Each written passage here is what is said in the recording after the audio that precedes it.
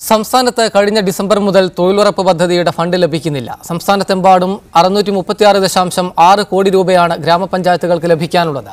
ഓരോ പഞ്ചായത്തിനും ശരാശരി 60 ലക്ഷം രൂപ ലഭിക്കാനുണ്ട്. ഫണ്ട് ലഭിക്കാതെ 6 മാസം പിന്നിടുന്ന സാഹചര്യത്തിൽ കേന്ദ്ര സർക്കാരിനെതിരെ നിയമ നടപടിക്കൊരുങ്ങുകയാണ് ഗ്രാമപഞ്ചായത്തുകൾ. സംസ്ഥാനത്തെമ്പാടും 20 ലക്ഷം തൊഴിലുറപ്പ് തൊഴിലാളികളാണ് ഉള്ളത്. ഇവരിൽ ഭൂരിഭാഗവും സ്ത്രീകളാണ്. 258 രൂപയാണ് ഇവരുടെ പ്രതിദിന വരുമാനം.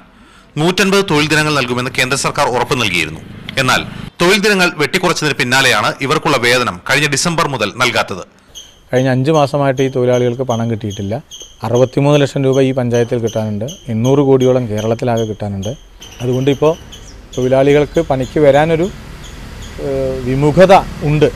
ജോലി ചെയ്ത് 14 ദിവസത്തിനുള്ളിൽ കൂലി നൽകണമെന്ന് 2005 തൊഴിലുറപ്പ് നിയമം അനുശാസിക്കുന്ന സാഹചര്യത്തിൽ സംസ്ഥാന സർക്കാർ നിയമ നടപടിയുമായി മുന്നോട്ട് പോകണമെന്ന് കേരള ഗ്രാമപഞ്ചായത്ത് അസോസിയേഷൻ നിവേദനത്തിലൂടെ ആവശ്യപ്പെട്ടു.